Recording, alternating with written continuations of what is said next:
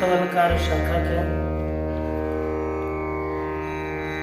बृहदारण्यक केनोपनिषद का हम लोग विचार कर रहे हैं।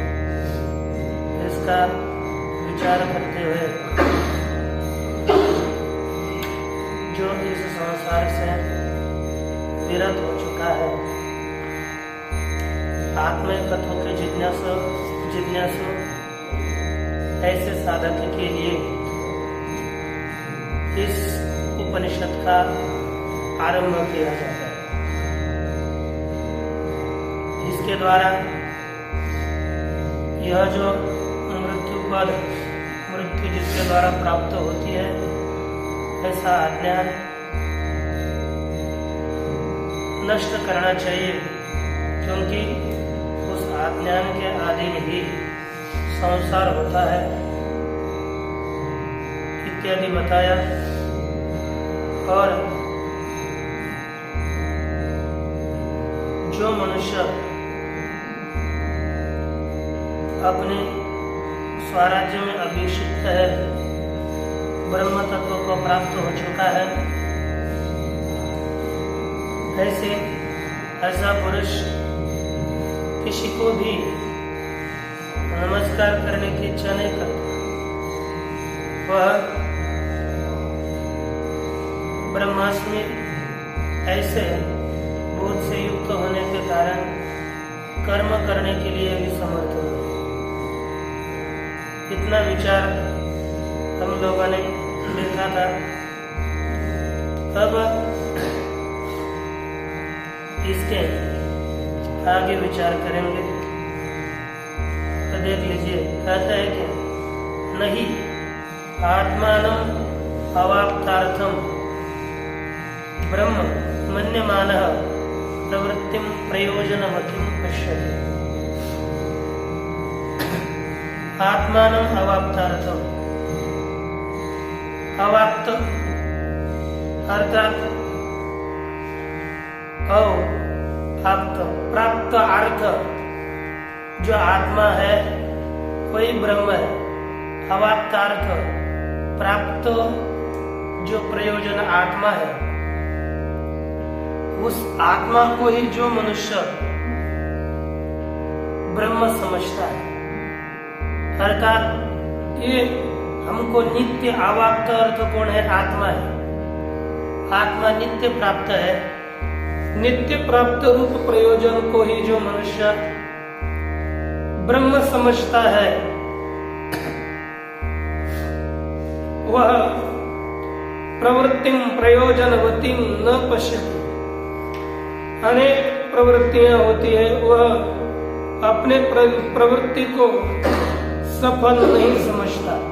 जब अहम ब्रह्मास्मि ऐसा सुदृढ़ बोध होता है, उसके पश्चात वो कोई किसी भी प्रवृत्ति को सफल नहीं देखता। न च निष्प्रयोजना प्रवृत्ति अतः विरुध्यते एव कर्मणात्मन। तत्वज्ञानी किसी भी प्रवृत्ति को सफल नहीं देखता और जो भी प्रवृत्ति होती है वह निष्फल नहीं होती। सभी प्रवृत्तियां सफल ही होती हैं। हम लोग जो भी कार्य करते हैं वो फल के लिए प्रवृत्त होकर कार्य करते हैं, न प्रयोजन अनुद्देश्य मंदोपि प्रवर्तते। कोई भी मनुष्य प्रवृत्त होता है फल के उद्देश्य से प्रवृत्त होता है, फल के बिना किसी की भी प्रवृत्ति नहीं होती। और तत्वज्ञान होने के बाद सब निष्फल दिखता है। अर्थात ये जो प्रवृत्ति हो रही है यह अज्ञान अवस्था में ही प्रवृत्ति हो रही है, जहां पर हमको उस प्रवृत्ति की सफलता दिखे, इस अवस्था में प्रवृत्ति है। इसलिए कर्म का ज्ञान के साथ विरोध है। ज्ञान होगा तो कर्म नहीं बनेगा, कर्म होगा तब ज्ञान नहीं होगा। इसलिए ये दोनों परस्पर अतिशय विरुद्ध है। अतः कर्म विषय अनुक्तिर विज्ञान विशेष विषया एवं जिज्ञासा। इसलिए कहा कर्म विषयक यहाँ पर अकथन किया गया और विज्ञान विशेष आत्मज्ञान विशेष, आत्मा को ब्रह्म रूप से जानना ये विज्ञान विशेष है। तद विषयक मनुष्य की जिज्ञासा है।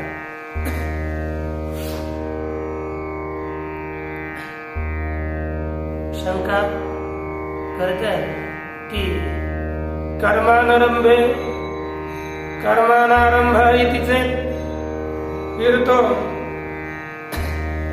कर्म का तो आरंभ करना ही व्यर्थ होगा, कर्म आरंभ कोई करेगा ही नहीं। यदि विशेष तत्वज्ञान विषय को जिज्ञासा है, कर्म विषय आपने कथन नहीं किया तो कोई भी कर्म का आरंभ नहीं करेगा। कर्म का आरंभ करना व्यर्थ है।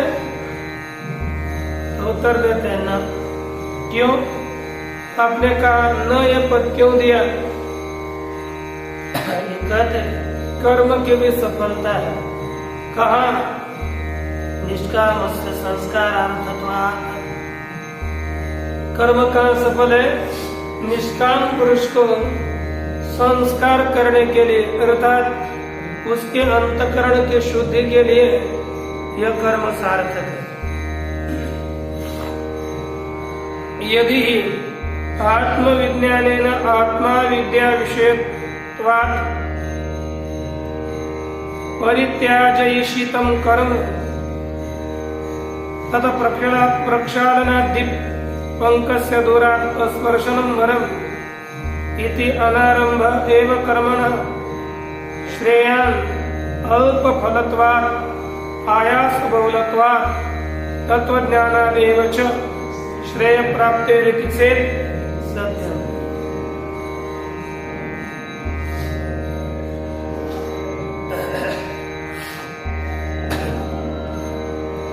ये जो संक्षेप रीति से बताया ना,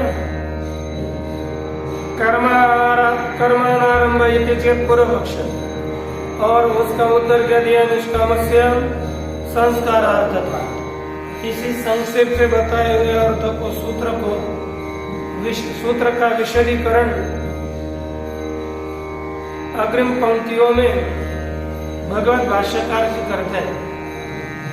कहा कि यदि आत्मविज्ञानेन आत्मा विद्या विषयत्वात् परित्याजयिषितं कर्म। क्या कहा? यदि अर्थात यदि आत्मविज्ञान के द्वारा कर्म कैसा है? तित्याजयिषितं, परित्याजयिषितं अर्थात संपूर्णतः त्याग करने के लिए इष्ट है। किसके द्वारा? आत्मविज्ञान के द्वारा आत्मज्ञान के द्वारा यह कर्म त्याग करने के लिए श्रेष्ठ है। क्यों? हेतु दिया, आत्मा विद्या विषयत्वात्।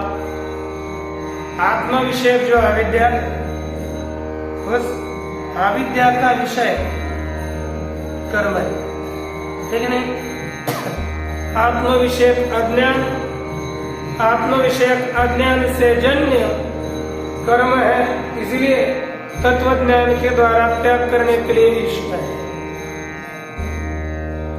तथा इससे क्या हुआ? प्रक्षालना दीपंकस्य दूरात् अस्पर्शनम वरम। यदि कर्म का त्याग ही करना है तो जैसे कीचड़ को पहले स्पर्श करो बाद में धो, इससे अच्छी बात है कि पहले कीचड़ को स्पर्श ही मत करो। कर्म कीचड़ की तरह है, कर्म का त्याग ही करना है बाद में करके, तो कर्म को करो ही मत न,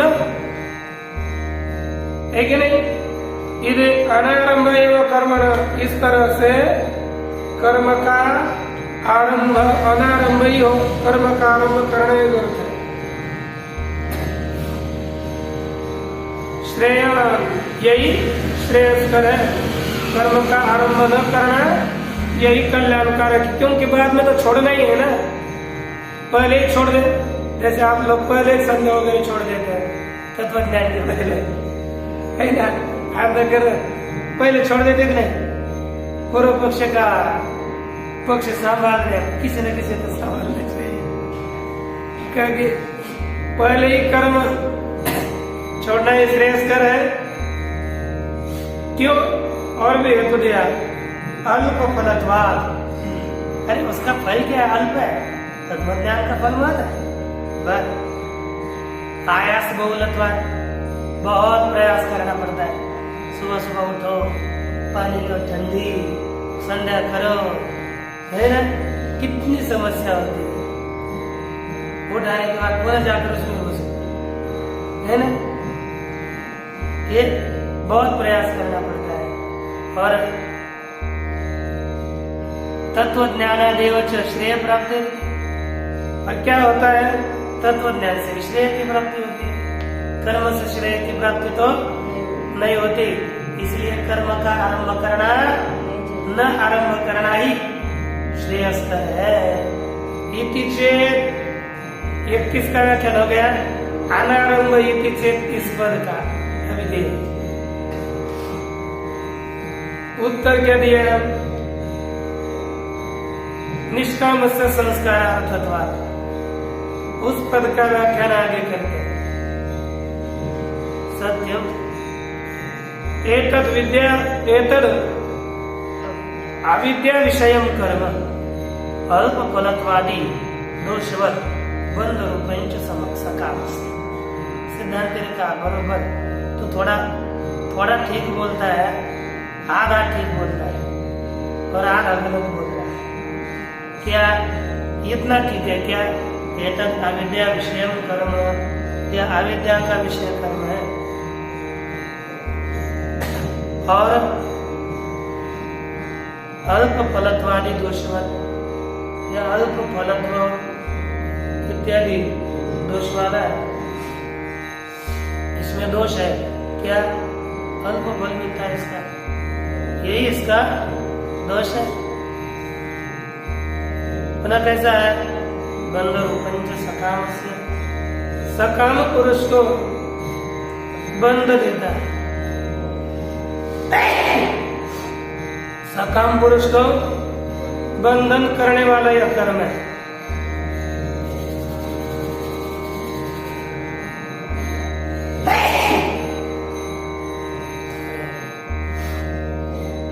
प्रमाण दिया गया, कामानि कामयते इति कामयान कामयमान इत्यादि श्रुति। कामानि कामयते, भोगन के जो कामना करता है, इस तरह कामयमान कामना करने वाला इत्यादि श्रुतियों से सकम मनुष्य को यह कर्म बंधन कारक ठहरता है, किंतु न निष्काम पुरुष को यह अल्प फलत्वादी दोष रूप बंधन नहीं हो। क्यों? ताकि जो निष्काम पुरुष है उसके अंतःकरण में संस्कार निर्माण होता है। तस्य तु संस्कारार्थानि एव कर्माणि भवन्ति। जो निष्काम पुरुष है तस्य निष्कामस्य पुरुषस्य तु संस्कारार्थानि एव, संस्कार के लिए ही कर्म होते हैं, उसको सुसंस्कृत बनाते हैं सब कर्म। तन्निवर्तकाश्रय प्राण विज्ञान सहितानि। ये कर्म कैसे है? ताकि तन्निर्वर्तक, कर्म को उत्पन्न कराने वाला जो प्राण, निर्वर्तक आश्रय जो प्राण, तो प्राण के विज्ञान सहित ये जो सब कर्म है, ये कर्म निष्काम पुरुष के अंतःकरण को शुद्ध करने वाले होते हैं। देवयाजी श्रेया आत्मयाजी वा इति उपक्रम में आत्मयाजी तु करोति इदम में अनेन अंगम संस्कृते इति संस्कारार्थम एव कर्माणि इति वादिसने।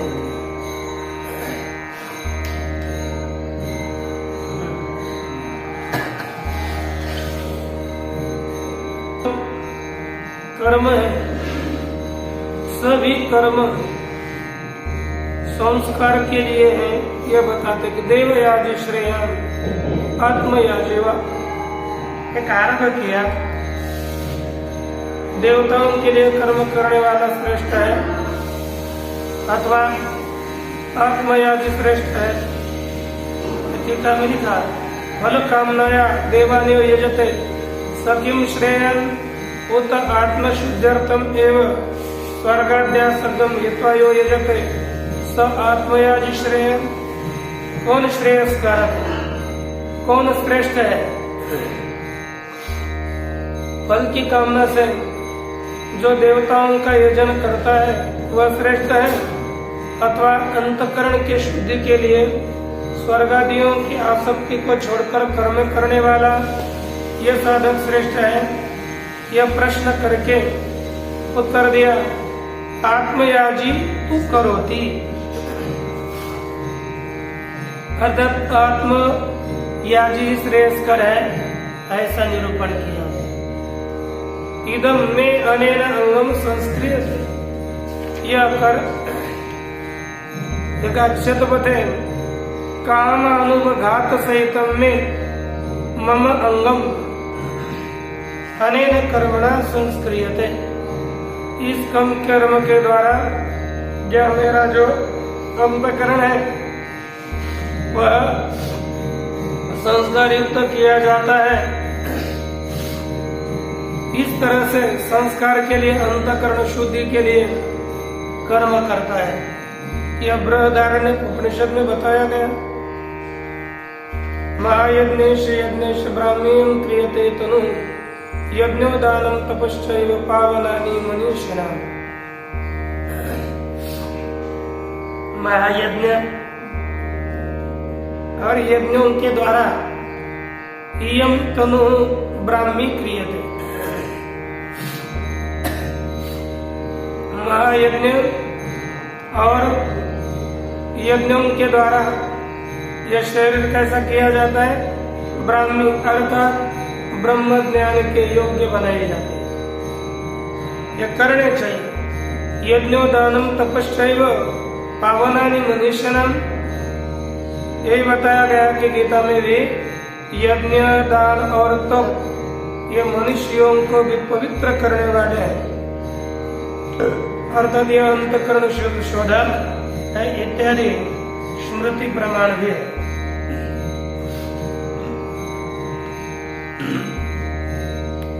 प्राणादि विज्ञानञ्च केवलं कर्म समुचितं वा सकामस्य प्राणात्म प्राप्त्यर्थम एव भवति। कहते कि प्राणादि विज्ञानम च केवलम, केवल प्राणादि विज्ञान अथवा कर्म समुचित प्राणादि विज्ञान, प्राणोपासना, विज्ञान अर्थात उपासना, ये सकामस्य प्राणात्म प्राप्त्यर्थमेव, सकाम पुरुष के लिए प्राण के प्राप्ति के लिए होता है, अर्थात हिरण्यगर्भ के प्राप्ति के लिए ही यह प्राणोपासना होती है। लेकिन जो निष्काम है, निष्काम पुरुष को आत्मज्ञान प्रतिबंध निर्वष्ट ही होता। निष्काम पुरुष के लिए आत्मज्ञान के लिए जो प्रतिबंधक है उनको शुद्ध करने के लिए, धोने के लिए यह प्राणोपासना है। अपने अंतःकरण में जितने भी तत्व ज्ञान के प्रतिबंधक पड़े हुए हैं उन प्रतिबंधों को हटाने के लिए ये प्राणोपासना होता है। किसके लिए? निष्काम पुरुष। और जो सकाम पुरुष होता है वह हिरण्यगर्भादियों के प्राप्ति के लिए हो सकता है। जैसे कैसे शोधन करने के लिए आदर्श निर्मार्जनवत, आदर्श अर्थात फारसा दर्पण, उसको जैसे हम कपड़े को लेकर शोधन करते हैं, उस शोधन के लिए यह प्राणोपासना होती है। अब ठीक है, ये जो उपासना है, कर्म है, ये सकाम के लिए तत्त लोगों के प्राप्ति के लिए हो गया, निष्काम के लिए अंतःकरण शुद्धि के लिए। लेकिन जिसको तत्व ज्ञान हो चुका है ना, जो तत्व ज्ञानी है, उस ये कर्म किस क्या है? तत्व ज्ञानी के लिए कब गंभीर हो रहे हो है ना, बड़ा फ्रेश होना चाहिए, अर्थ आना चाहिए। जो तत्व ज्ञानी है उसको ये कर्म क्या करते हैं? लिखा उत्पन्नात्मक उद्देश्य तो अनारंभो है ना, जिसको आत्मज्ञान उत्पन्न हो चुका है, ऐसे पुरुष के लिए यह कर्म का अनारंभ ही। क्यों? निरर्थकत्वाद। ये कैसा है? निरर्थक है। इसलिए आत्मज्ञान जिसे उत्पन्न हो चुका है उसके लिए कर्म का अनारंभ ही उचित है। क्यों?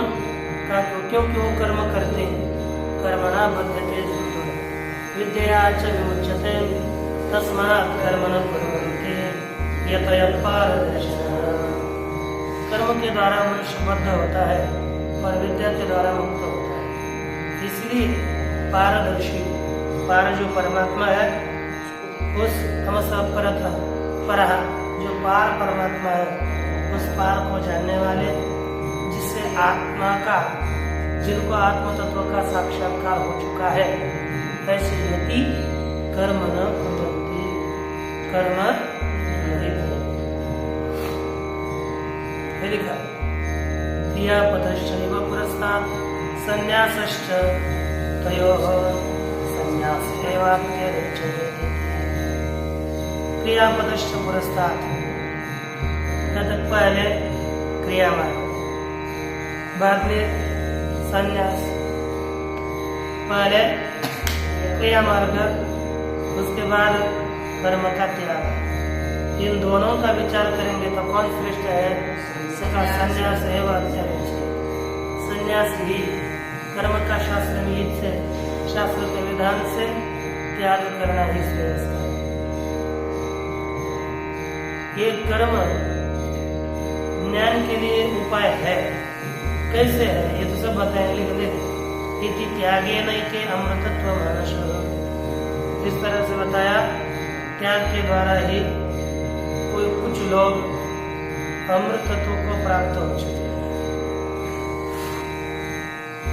नान्य पंथा विद्यते न, जो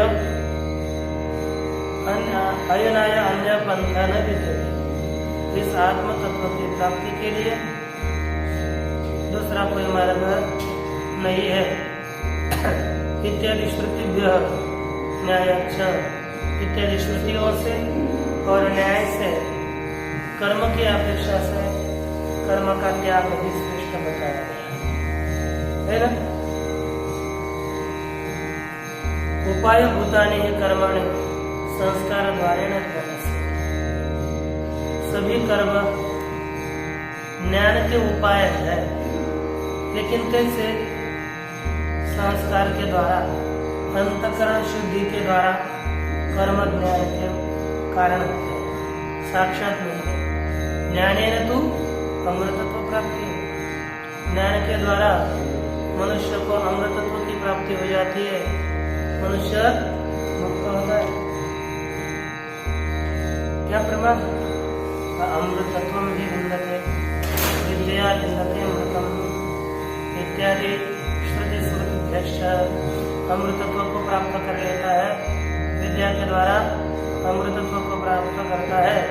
इत्यादि श्रुति और स्मृतियों से ज्ञान के द्वारा अमृतत्व की प्राप्ति होती है। नहीं नद्या पारगो नावम न मुंचति यथेष्ट देश गमन प्रति स्वातंत्र से। समझो, हमको नदी के पार एक गांव है, उसमें जाना है। हमने पहले क्या किया? नौका ली नदी के पार जाने के लिए। फिर उसी नौका ने ही आपको क्या किया? नदी के पार किया, ठीक नहीं? नौका ने नदी के पार किया और बोलने लगे बाद में कि मैं नौका को अब नहीं छोड़ सकता, क्योंकि नौका ने हमको यहाँ तक प्राप्त कराया है। हाँ, ये ठीक है, आप छोड़ दीजिए, उसको जलाइए मत। अनेकों का आधार है, बोलते हैं संतों के प्रमाण है, जाड़ू ने ये नाव पावन पार मागिल आधार बोलते हैं। ये नौका को जलाना नहीं चाहिए, कर्मादियों का खंडन नहीं करना चाहिए लोगों को, क्योंकि ये बहुतों का साधन है। कर्मादि हम इनका यदि खंडन करेंगे तो जितने भी अज्ञानी पुरुष हैं, जिनको अंतःकरण अपने शुद्ध करने की लालसा उनको करना है, तो उनके लिए हरिओम, उनके लिए कर्म का निरूपण करना चाहिए। लेकिन उनके लिए खुद छोड़े, खुद छोड़ दिया तो चलेगा, लेकिन अन्यों के लिए कर्म का खंडन न करें। उनका यथोपसान क्रम बताए, इससे लाभ होगा। कहा कि नहीं नद्या पार हो, नदी से पार गया हो मनुष्य, नावम न मुंचेति दिन, नौका को नहीं छोड़ता, इसी बात नया अर्थ छोड़ता है। यथेष्ट देश गमनम प्रति स्वातंत्र से, यथेष्ट अपने लिए इच्छित देश के प्रति जाने के लिए यदि वह स्वतंत्र है तो वह नौका को नहीं छोड़ता, इसी बात नहीं है तो क्या करता है? नौका को छोड़ देता है। नहीं स्वभाव सिद्धम वस्तु शिशादयिष्यति साधन, स्वभाव सिद्ध आत्मा तथा न आपिपैषित। क्या है आपिपैषित? नहीं स्वभाव सिद्ध वस्तु साधन ही शिशादयिष्यति। स्वभाव सिद्ध वस्तु को साधनों के द्वारा सिद्ध करने के लिए इच्छा नहीं करी जाती, साधनों के द्वारा सिद्ध कराने की इच्छा नहीं करता कोई, क्योंकि स्वतः सिद्ध है ना। जब आपके पास साकर बनी और बोले कि नहीं हमको अब इसकी साकर बनानी है, साकर की क्या बना? फिर बनाई जो वस्तु है उसको सिद्ध करने की कोई इच्छा नहीं, कि सिद्ध करने की इच्छा करेगा तो कैसा होगा? ऊपर का मंजला है ना, अर्थात मूर्ख होगा ना, पागल आई तरह है ना। उसको कुछ बुद्धि नहीं है ऐसा समझ, सिद्ध है, प्राप्त है, और फिर उसके लिए प्रयास कर रहा है, ये नहीं होता। स्वभाव सिद्ध आत्मा, आत्मा कैसा है? स्वभाव सिद्ध है, न आप ही पैशित, प्राप्त करने के लिए इष्ट नहीं है। आप धातु है, आप तो इस धातु से यहाँ पर सन्नंत प्रत्यय वगैरह कर करके निजंत है और सन्नंत है, ये प्रत्यय माना गया है, निजंत होकर सन्नंत है ना, केवल सन्नंत नहीं है, निजंत सन्नंत है, अर्थात पहले निज प्रत्यय करके उसके बाद सन्नंत बना। आत्मत्वे सति नित्यात्मत्वा, क्योंकि ये जो आत्मा है ना, हमारा आत्मा होता हुआ भी नित्य प्राप्त है, इसलिए कोई भी इसको ये वस्तुता देखे तो प्राप्त करने के लिए इष्ट नहीं।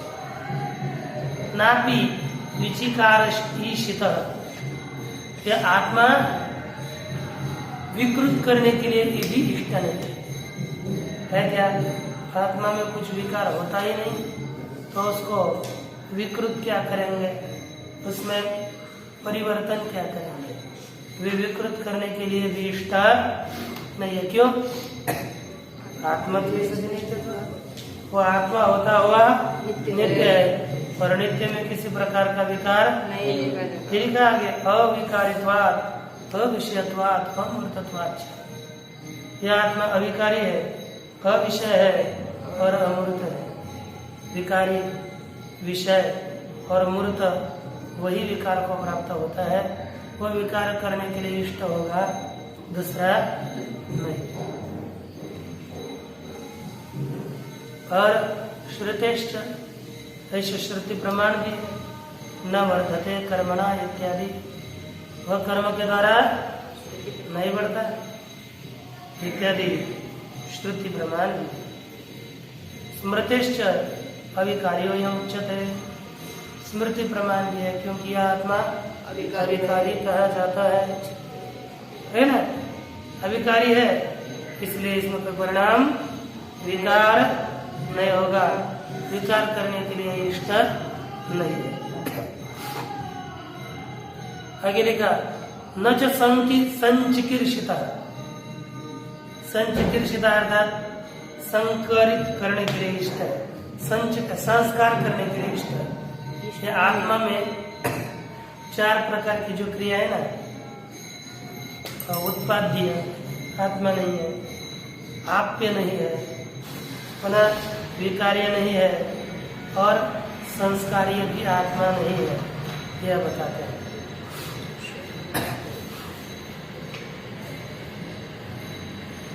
तो न च संचिकीर्षितः, यह आत्मा संस्कार करने के लिए भी इष्ट नहीं है। क्यों? शुद्धम अपापविद्धम इत्यादि शुद्ध। यह आत्मा कैसा है? शुद्ध है, पाप से असंबंधित है, पाप से इसका कोई भी संबंध नहीं है, इसीलिए आत्मा संस्कार उसका होगा एक गुणाधान और मलापन है। आप आत्मा असंसर्गी है, इसलिए गुण का आदान नहीं कर सकते, शुद्ध है इसलिए उसको मलापन नहीं कर सकते, ऐसा यह आत्मा तत्व है। अनन्यत्वाच्च, और यह आत्मा कैसा है? अनन्य है, अपने से भिन्न नहीं। अन्येन अन्यत् संस्क्रियते न च आत्मना अन्यभूता क्रिया अस्ति, अन्य पुरुष के द्वारा, अन्य के द्वारा दूसरे को हम संस्कार करते हैं। जैसे कपड़ा है सफेद है, उसको कलर करता है, तो अन्य संस्कार करने वाला अलग है, वो संस्कार क्रिया भी अलग है, उसके द्वारा वो कपड़ा को संस्कृत किया जाता है। धोता भी है, दाग पड़ गया तो भी धोने वाला भी दूसरा है कि नहीं? लेकिन आत्मा से अलग क्रिया है ही नहीं, क्या नहीं है? आत्मना अन्य होता क्रिया न अस्ति, आत्मा से अलग क्रिया नहीं है। न च स्वेनैव आत्मना स्वात्मानं संचिकीर्षे, और कोई खुद के द्वारा खुद को संस्कृत करने की इच्छा भी नहीं करता। क्यों? अरे इसमें कर्म कर्तव्य विरोध होगा ना, स्वयं ही करता और स्वयं ही कर्म, ऐसा होता है? हाँ, आप भी कर्ता बनो और आप भी कर्म बनो, ऐसी बात नहीं होती। न च स्वेनैव आत्मना, खुद आत्मा के द्वारा ही आत्मा स्वयं आत्मानं न संचिकीर्षे, स्वयं स्वयं को संस्कृत करने की इच्छा भी न करे। न च वस्त्वन्तराधानं नित्यं प्राप्तिर्वा वस्त्वन्तरस्य नित्या,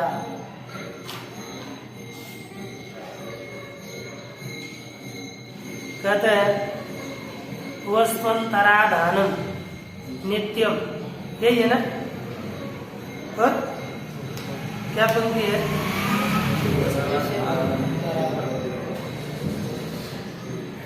ताकि न च वस्तुअंतराधानम नित्यम, वह दूसरे वस्तु का आधान करना यह भी कोई नित्य नहीं है, और दूसरे वस्तु की प्राप्ति भी नित्य नहीं होती है। क्या? जैसे हमने एक वस्तु में दूसरी वस्तु डाली, वो नित्य है क्या? वह ठीक है, कई बात में है, बाद में नहीं रही, है कि नहीं? एक आधे कपड़े को हमने कलर किया तो ये पहले था क्या? नित्य है क्या? नहीं। और एक आधे वस्तु की हमने प्राप्ति करी, और प्राप्ति भी नित्य है। बताओ, जैसे आपने पुस्तक प्राप्त करे, इसकी प्राप्ति नित्य है?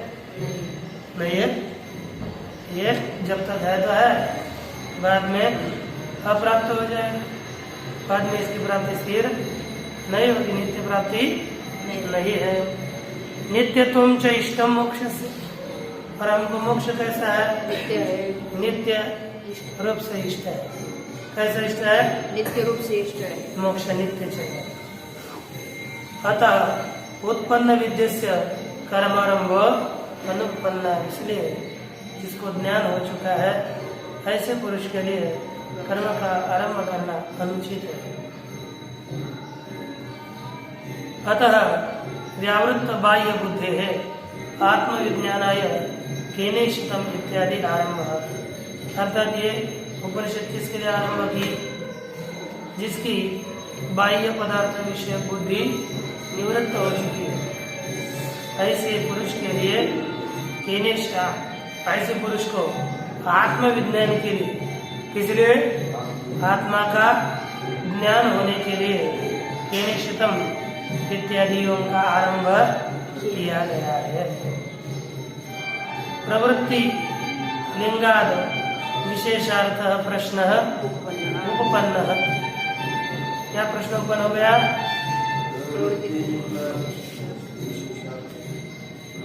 जो प्रवृत्ति, ये जो लिंग है ना, प्रवृत्त होना, कर्म प्रवृत्ति रूपी लिंग, जैसे हमारे कर्म इत्यादियों में प्रवृत्ति होती है कि नहीं?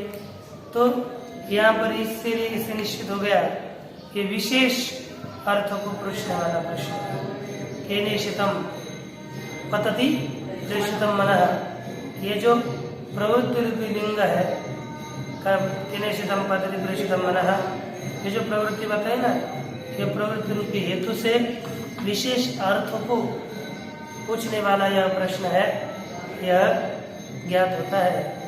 रथादि नाम ही चेतनावत् अधिष्ठितानां प्रवृत्तिर्दृष्टा न अनधिष्ठितानां। जैसे हमारा रथ वगैरह होता है, रथ में कोई मनुष्य बैठा हुआ, तो रथादियों में यदि चेतन कोई बैठा हुआ है, चेतन अधिष्ठित जो रथ इत्यादि है, तभी वो चलता है। उस रथ में कोई चेतन नहीं है तो रथ वगैरह नहीं चलता। उसको खींचने के लिए चेतन होना चाहिए, बैठने वाला भी चेतन होना चाहिए, तभी रथ अपनी क्रियाएं करता है, अन्यथा रथ की प्रवृत्ति नहीं। तद्वत् मन आदिनांच अचेतनानां प्रवृत्ति दृश्यते। उसी तरह मन इत्यादि जो अचेतन पदार्थ है उनकी भी प्रवृत्ति कब देखी जाती है? चेतन अधिष्ठित हो तभी मन इत्यादि की प्रवृत्ति देखी जाती है। तन्ना सती चेतनावती अधिष्ठात्री उपपद्यते, ताकि चेतनावती अधिष्ठातरी और सती तत् न उपपद्यते। चेतनावान अधिष्ठाता यदि उसमें न हो कोई चेतन उपपद्यते तदहि लिंगम चेतनावतो अधिष्ठातो अस्तित्व है, वही लिंग है। क्योंकि देखो जो जो जिसकी प्रवृत्ति होती है वो चेतन के द्वारा आश्रित होने पर भी प्रवृत्ति होती है। चेतन नहीं है तो प्रवृत्ति नहीं होगी। मन इत्यादियों की प्रवृत्ति तो देखी जाती है, अर्थात इसमें ना कोई चेतन होना ही चाहिए। तद ही लिंगम, वही लिंग है किसको? चेतनगण अधिष्ठाता के अस्तित्व में मन इत्यादियों की प्रवृत्ति ही लिंग है। एक चेतन अधिष्ठाता है, कैसे? मनादिनाम प्रवृत्तित्वात्, मन इत्यादियों की प्रवृत्ति होती है, इसलिए मन इत्यादियों का अधिष्ठाता कोई न कोई चेतन है, यह सिद्ध होता है। करणानि ही मन आदि नियमेन प्रवर्तन्ते, करण मन इत्यादि नियम से प्रवृत्त होते हैं, है कि नहीं? तन्ना सती चेतनावती अधिष्ठात्री उपपद्यते, वो मन इत्यादियों की प्रवृत्ति चेतनावान अधिष्ठाता न होने पर उनकी प्रवृत्ति सिद्ध नहीं होती, इसलिए इनका अधिष्ठाता चेतन है, ऐसा ही समझना चाहिए। बाकी विचार करते हैं। पूर्णमद